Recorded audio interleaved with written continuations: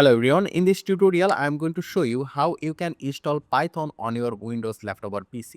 So for it, just open your browser, just open any browser and you need to search for Python, then press enter and you need to go to this link python.org. So I'm going to click here and it will take us to this page, and here you can see download option. So once you hover on download, on the right side it will show you a Python version.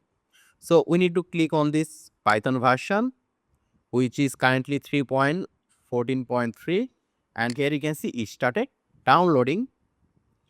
So it is only around 30 MB, so it will take a few seconds to download and the download is complete.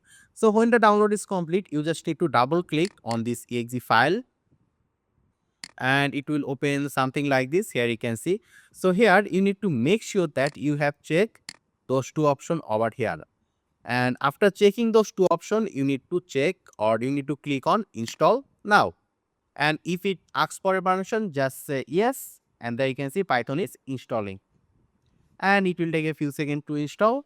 And there you can see setup was successful. So right now we can just close this, and in order to verify whether Python is properly installed or not, we can write over here cmd in the search option, and here you can see command prompt. Let's open this, and if we just say here Python dash dash version and press enter, if you see the Python version, it means Python is properly installed on your Windows system.